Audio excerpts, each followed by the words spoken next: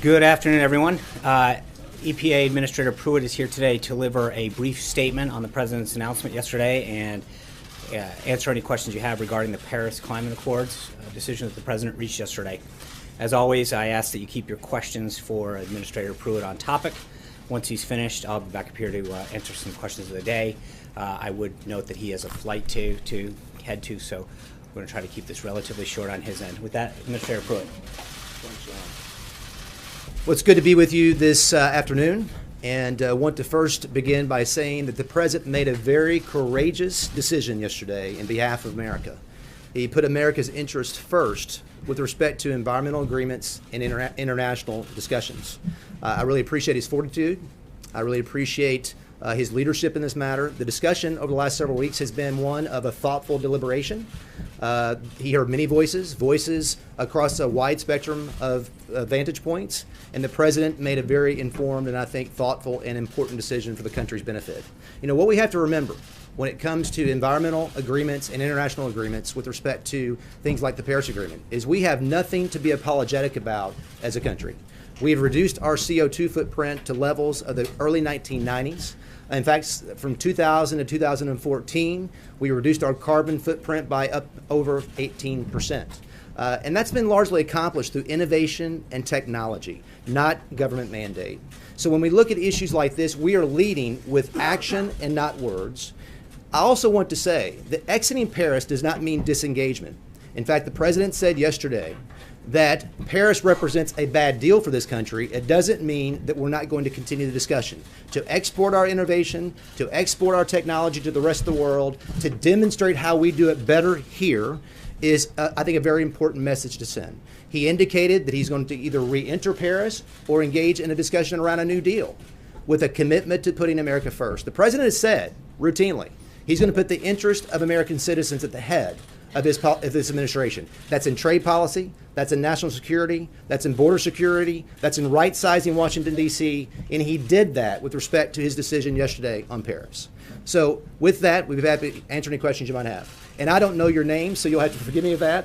And if I just point to you, and we'll just go from there. Yes, ma'am. Your name? Thank you, Mary Bruce with ABC. Hello, Mary. Thank you for taking our questions. Just hoping you can clear this up once and for all.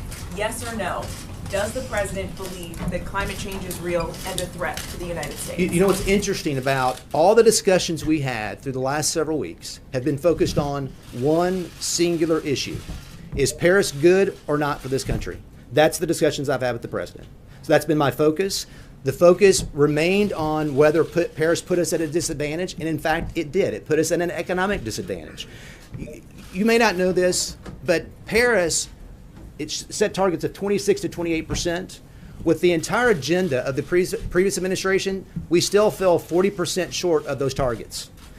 It was a failed deal to begin with. And even if all of the targets were met by all nations across the globe, it only reduced the temperature by less than 0.2 degrees.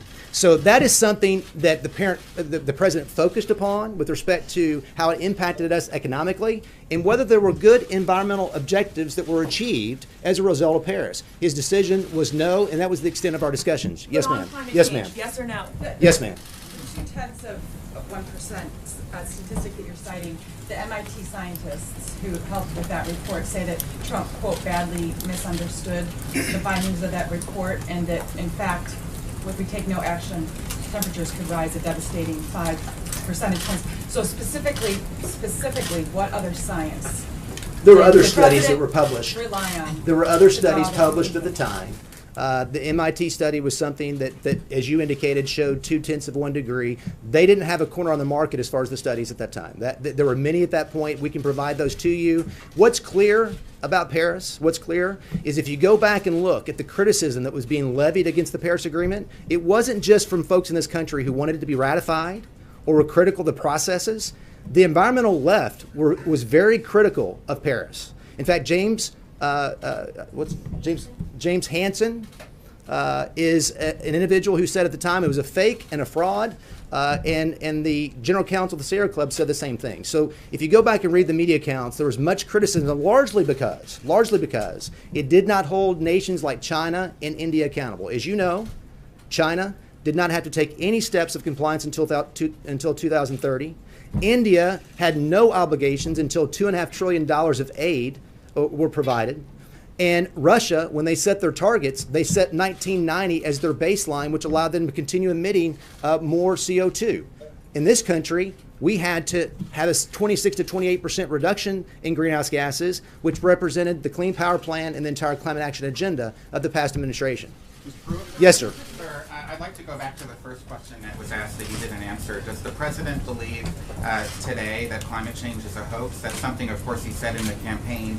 When the pool was up in the Oval Office with him a couple days ago, he refused to answer. So I'm wondering if you can speak for him. You know, I did answer the question because I said the discussions the president and I have had over the last several weeks have been focused on one key issue.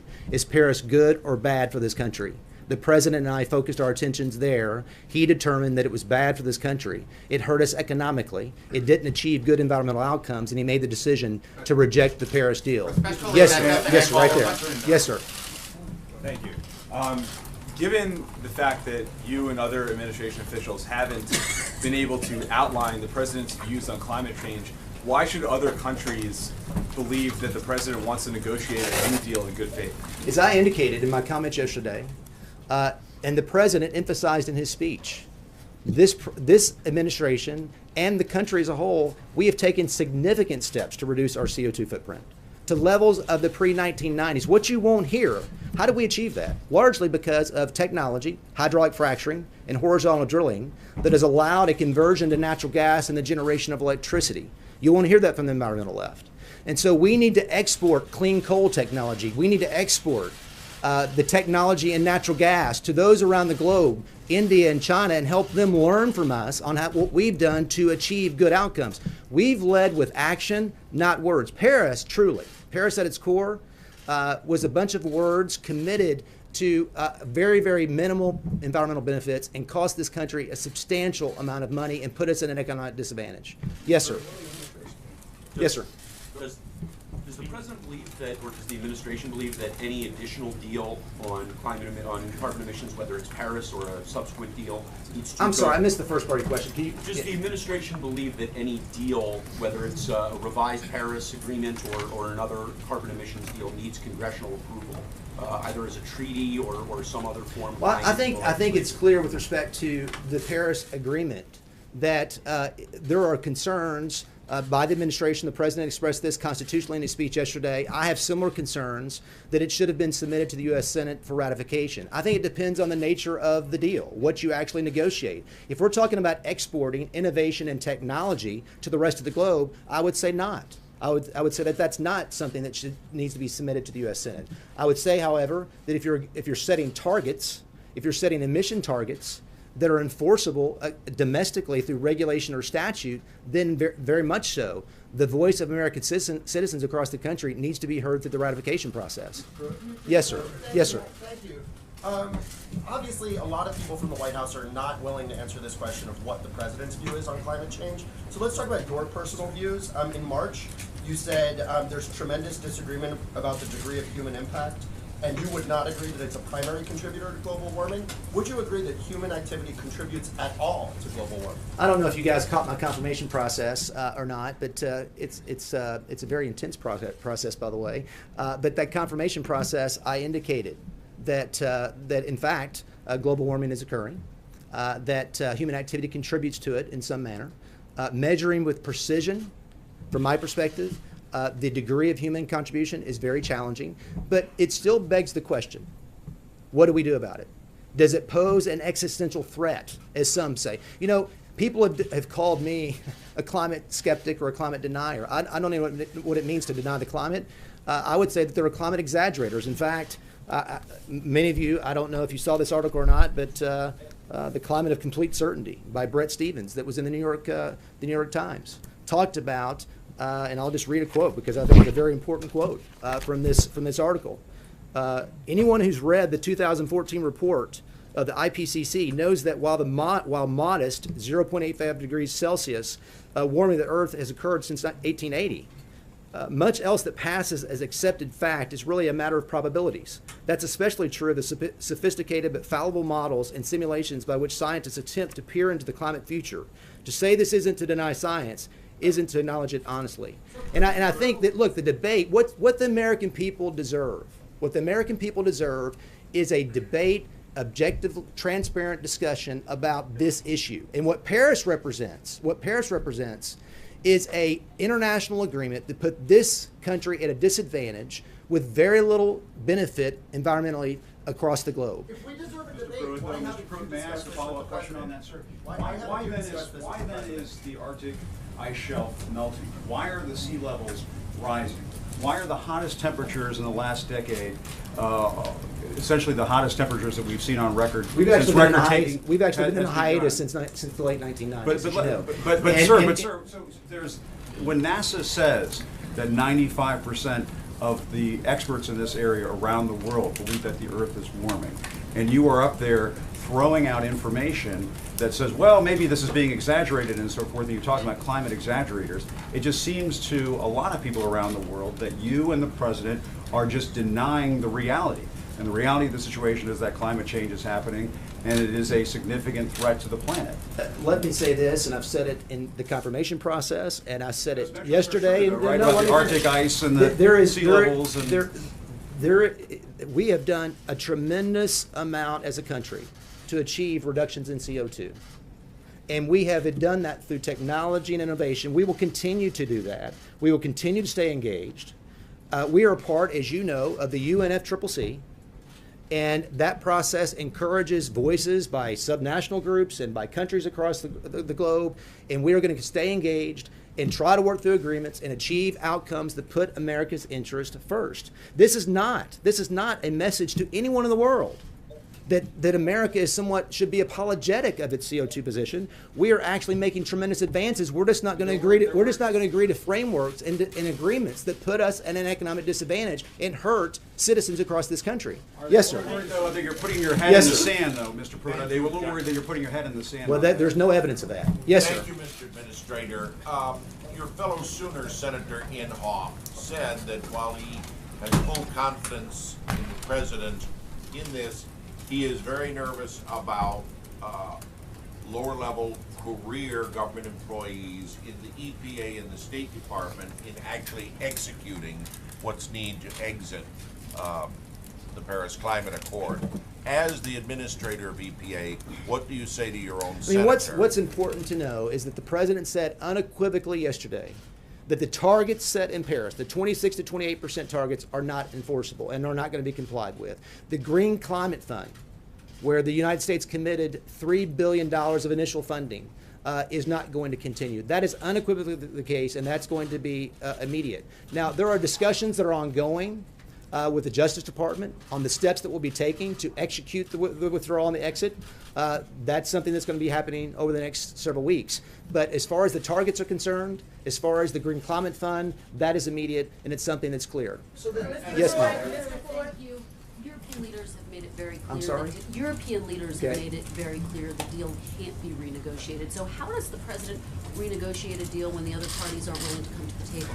Well, as he indicated, whether it's part of the Paris framework or a new deal, it's either approach. With whom, if they're not going to sit down at the table with them? Well, that's up to them, right? I mean, what America, the United States has a seat at the table. After all, we're the United States, and we are leading with respect to CO2 reduction. We have made tremendous progress.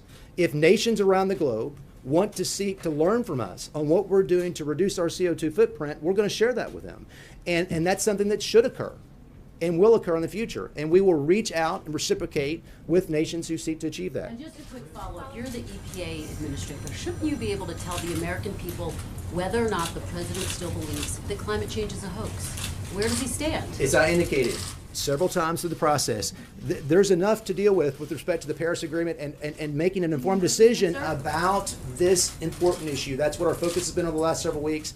I've answered the question a couple of times. Yes, sir. Yes, sir. This gentleman right here. Yes, this gentleman right here. This gentleman right here. Yes. Thank you. Isn't it of concern that the United States has broken a promise to 190 countries, and the president did not address that particular point? And second, you've several times raised that the lowering of CO2 levels. Isn't the reason for lower CO2 levels because of blocking the smokestack spews that now are not allowed, the kind of regulations that the administration is now opposing? As I indicated, largely we have reduced our CO2 footprint through innovation and technology, not the least of which is hydraulic fracturing and horizontal drilling. Now, the first part of your question, I forget?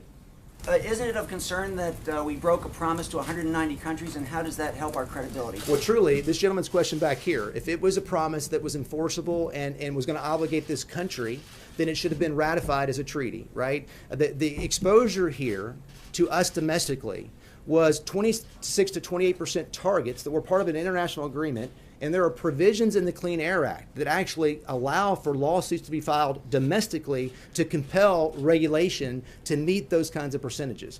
This was as much about constitutional and legal concerns as anything else, and the president dealt decisively with that. But let's, again, the important thing here is it put us in economic disadvantage. The world applauded. The world applauded when we joined Paris. And you know why? I think they applauded because they knew it was going to put this country at an economic disadvantage. And the reason European leaders, going back to the question earlier, that I think they want us to stay in is because they know it will continue to shackle our economy, though we are leading the world with respect to our CO2 reduction. That's all I've got. I've got to head to the airport. Thank you very much. Sean, thank you. Thank you. You want your glasses? Why did you celebrate at a French restaurant last night? Was that a symbolic gesture? Thanks, Administrator Pruitt. Earlier this morning, the May jobs report was released showing that Americans seeking jobs are having more success finding them than at any point in the last 16 years. There's a lot of positive signs coming out of the job market. Over 600,000 private sector jobs have been added since the president took office. The key U6 unemployment rate, which gives a broader look at both unemployment and underemployment, fell a full percentage point since the president took office in January.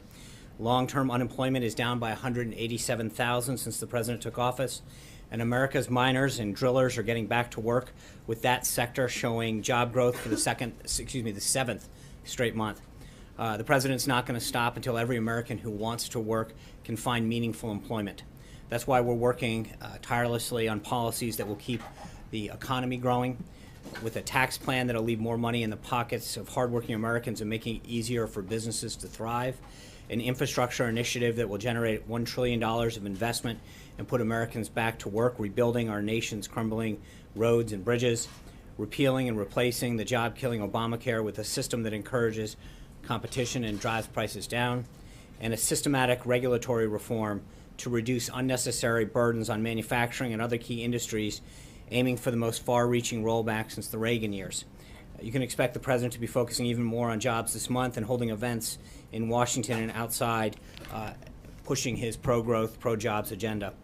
Later this afternoon, the president's going to be signing two bills that were both passed with bipartisan support that help protect those who protect us, our nation's veterans and public safety officers.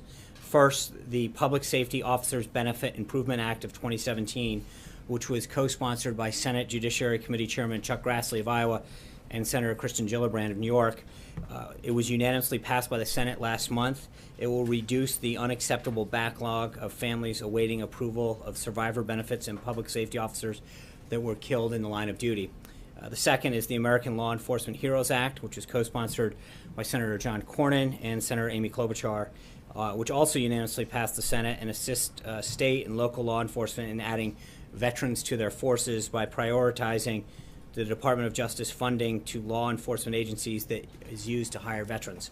It's critical that we support our veterans and the loved ones of those who have paid the ultimate price while protecting our communities. The president's glad to be signing these important bills today, and there'll be a pool spray at the top of that shortly. Also in Washington today, Education Secretary Betsy DeVos visited the Eagle Public Charter School this morning to show the administration's support for inclusive school environments and celebrate the launch of the Department of Education's new Individual with Disabilities Act effort. At the State Department, Secretary Tillerson met this morning with Foreign Minister of Brazil and is departing for Sydney, Australia this afternoon, where he will join Defense Secretary Mattis to participate in the 2017 Australia-United States ministerial consultations.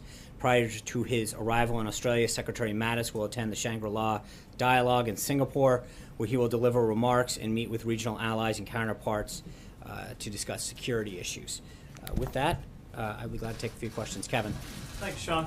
I want to ask about the push for the travel ban to the U.S. Supreme Court. Is it fair to say that one of the reasons that the president wants to keep this going is obviously now we have a full court impaneled, but also because it gives the White House perhaps a chance to build on some momentum, especially if you look back at yesterday, it would appear that his base was very pleased with what the president decided to do. Is that part of the calculus? And I'd also like to ask as a follow about the XL pipeline. Can you give us an update on what's happening with that in terms of jobs and development? Yeah. I think that what we've said with respect to the executive order in question has been fairly consistent since its implementation and in the first court action. So last night we asked the Supreme Court to hear this important case and are confident that the president's executive order is well within his lawful authority to keep the nation safe and protect our communities from terrorism. The president's not required to admit people from countries that sponsor or shelter terrorism, and until he determines that they are properly vetted and do not pose a threat or risk to the United States. It's pretty consistent with what we've talked about. I don't have an update on, are you talking about in terms of production for Keystone? I don't have that at this time. Zeke? Thanks, Sean. You were asked earlier this week about the president's personal views on climate change and whether or not he believes it's a hoax. You said you hadn't had a chance to have that conversation with him. Now it's been 48, 72 hours. What does the president actually believe about climate change? Does he still believe it's a hoax? Could you clarify that, since apparently nobody else in the White House can? Yeah, I have not had an opportunity to have that discussion. Like, the American people deserve to know what the president believes on such I an think important that issue. Administrator Pruitt pointed out that what the president is focused on is making sure that we have clean water, clean air, and making sure that we have the best deal for the American workers. Blake. Sure. Sorry. No worries. Quick question for you on related to the Paris Climate Agreement. Why does the president feel it's important to continue to reduce carbon emissions and export clean energy technology? I think he understands the importance of clean air, clean water, as I just mentioned, and a healthy environment, but also doing so in a way that provides the American workers and our economy a way to grow. But obviously, as Administrator Pruitt pointed out, that we've got a lot of technology that we can export to other countries and help them. Just a quick question as it relates to climate change. A very simple definition of climate change is a change in the Earth's weather patterns. The EPA administrator said today that he does feel there is some value to the studies that say that the Earth is warming somewhat. Does the president share the EPA administrator's thoughts on this topic? And why has the administration sort of backed away from using the words climate change? I have not, as I mentioned to Zeke, I have not had an opportunity to specifically talk to the president about that. Amen. Thanks, Sean. Yesterday, the president painted a pretty dire economic picture if the United States were to stay in the Paris Accord, saying it would be disastrous for the U.S. economy. And yet, dozens of the top CEOs of American corporations lobbied the president in order to stay in the Paris Accords. Why would the president argue that this is bad for the economy if all of those CEOs are saying, you know what, we need to do this? Is the president right about the economic forecast and all those private sector leaders wrong?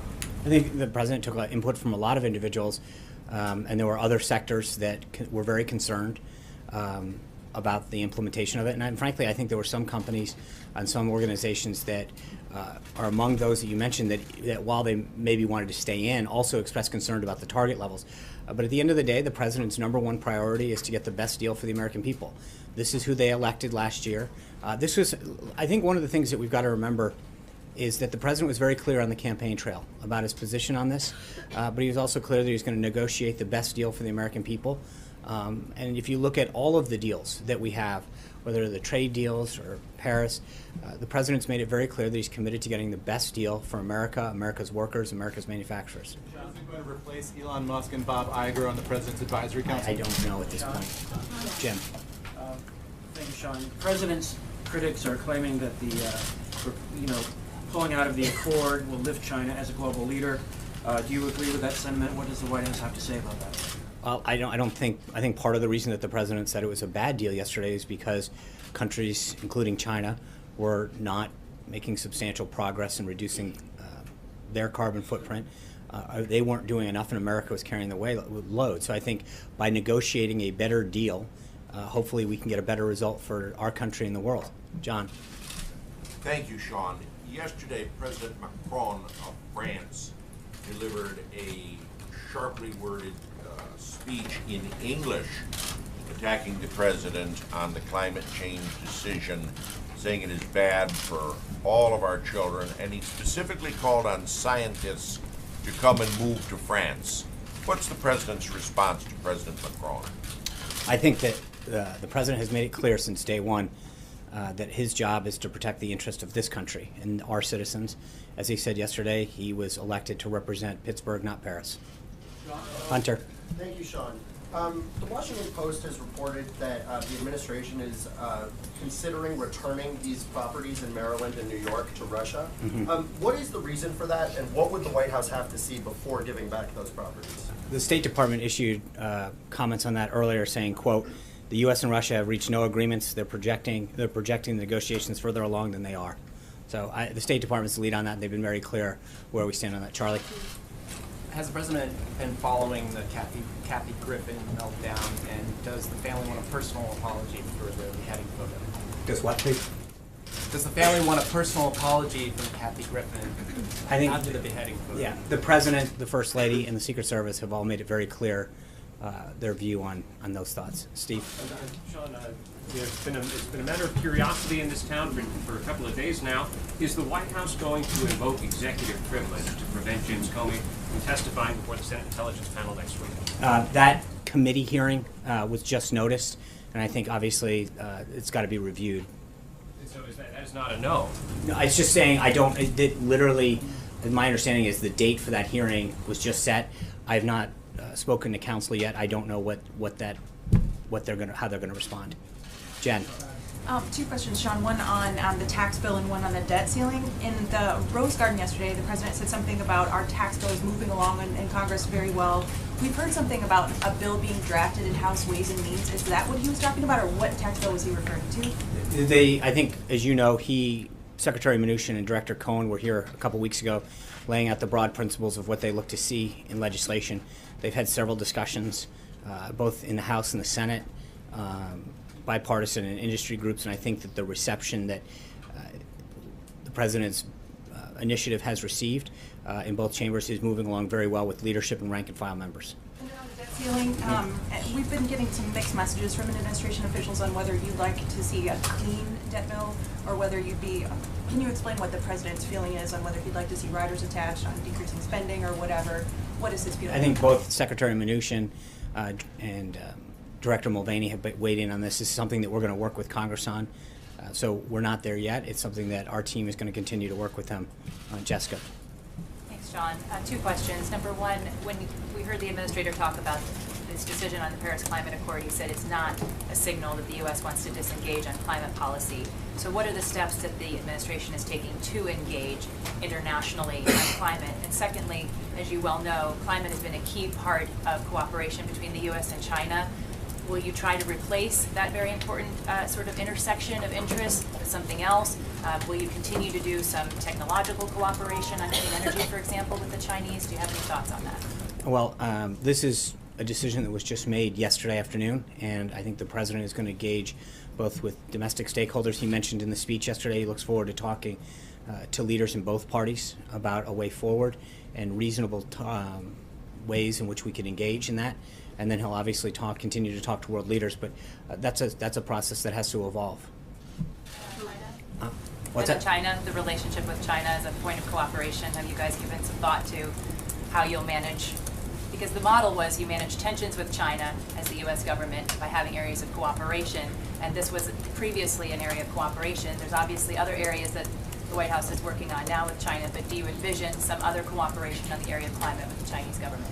Well, the relationship that President Trump has established with President Xi has been quite remarkable. He's talked about it very clearly, and it's a model in which they'll continue to build their relationship and talk about issues, whether it's this or North Korea or other areas, economic areas, that they're going to work together on. So I think that the great thing about this issue is that the relationship that the President has and continues to build with President Xi is one that will allow them to move forward.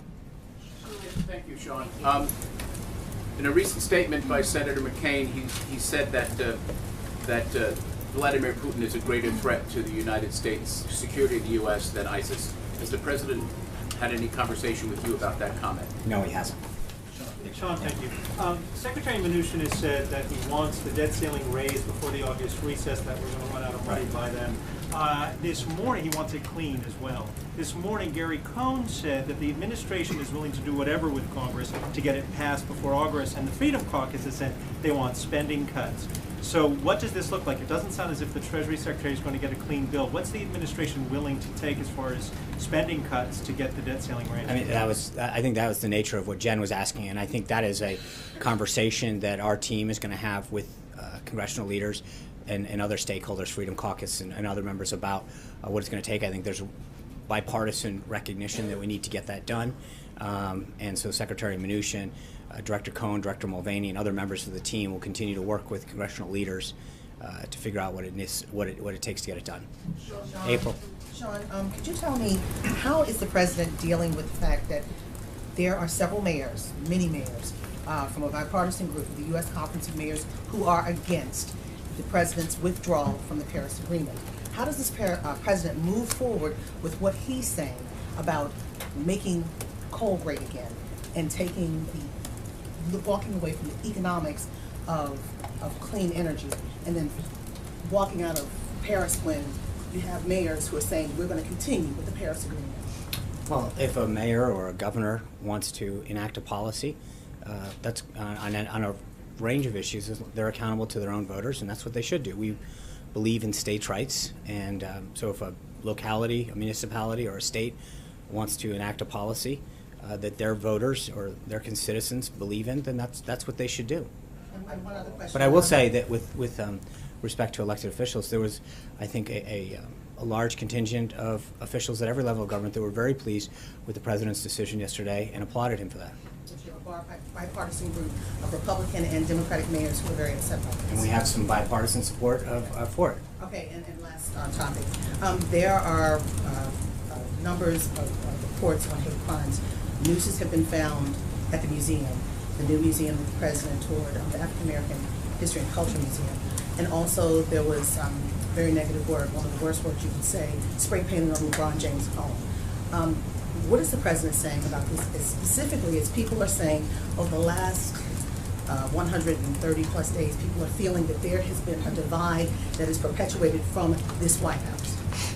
Well, I would respectfully disagree with the premise of that. I think we need to denounce hate in any form, in any act, and this president made it clear from election night to his inauguration that he wants to unite this country and move it forward. Caitlin. Thank you. Did Secretary of State Rex Tillerson endorse withdrawing from the Paris Climate Agreement? I'm not privy to the conversations that individuals had with the president. Is there a reason he wasn't at the announcement yesterday? I don't know. Okay, secondly, can you clarify the nature of the conversations that Jared Kushner had with Russian officials and a banker in December? And what was the date of the meeting with the banker? I cannot, and as I've mentioned the other day, that we're focused on the president's agenda, and going forward, all questions on these matters will be referred to outside counsel Mark Haskell. But how can you not answer questions on it when the president himself tweets about it? We're focused on his agenda, and going forward, all questions on this matter will be referred to outside counsel. Jill. Reviewing his tweets? Jill. Two things. Firstly, nobody is actually responding to any of those questions. I don't know where you guys are in actually finding spokespeople or people who want to respond to those. That would be helpful. Okay. And then two things. Do you guys have any update on the search for the FBI director? As I mentioned yesterday, I guess a couple days ago, the president has met with some candidates. When we have an update on that, we'll let you know. And then you said that you hadn't talked to the president yet about whether he still believes that climate change is a hoax. Would it be possible for you to have that conversation with him and then report back to us at the next briefing? If I can, I will. Mary. Given that you and Administrator Pruitt can't say where the president stands on climate change, does this mean that members of this administration helped the president make this decision to withdraw from the Paris Accord without knowing where the president stands, without knowing whether or not he thinks climate change is real? My understanding is that individuals gave the president advice on the deal at hand, and he made a decision on what was best for the country and our people on the merits of the agreement. Sean, we know that the president heard a lot of points of view on this, on both sides of the issue, and there was an impression, maybe a false impression, that it was a difficult decision and that he was wavering. In the end, though, yesterday, he was emphatic about getting out of the agreement. In the end, was this an easy decision or was it a close decision? I honestly don't know. I mean, that's what the president is the ultimate decider, and when he comes to make a decision, when he gets the information that he's required, he lets us know that he has a decision and he announces it. And one other thing, there's a lot of talk about renegotiation. Why renegotiate? The United States has the authority to simply reduce the targets. Why not just do that? Because the president believes that it is in our country's best interest to renegotiate the deal. The president signed a waiver yesterday that delayed his campaign promise to move the embassy to Jerusalem. I know you said that this was to not hinder any sort of peace deal, but how confident can his supporters be that this is a campaign promise that he's going to keep? I think when the president signed the waiver under the Jerusalem Embassy Act and delayed moving the embassy in Israel from Tel Aviv to Jerusalem, no one should consider this step in any way to be a retreat from the president's strong support for Israel and for the U.S.-Israeli relationship. The president made this decision to maximize the chance of successfully negotiating a deal between Israel and the Palestinians, fulfilling a solemn obligation to defend America's national security interest.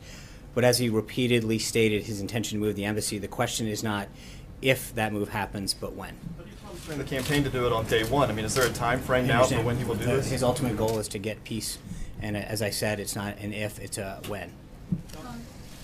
Francesca. Thank you, Sean.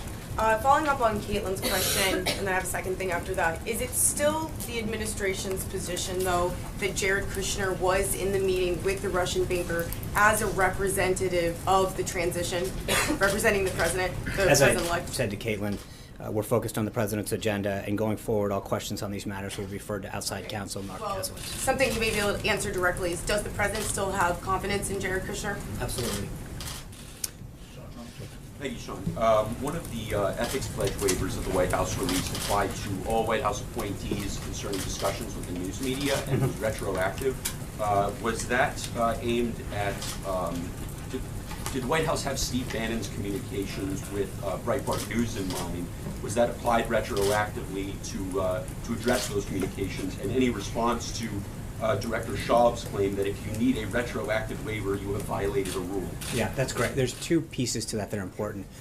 One is, remember, this didn't have to do with the law or regulations. This had to do with the president's pledge, his ethics pledge. So he is the ultimate decider on that. This isn't with respect to a law or regulation.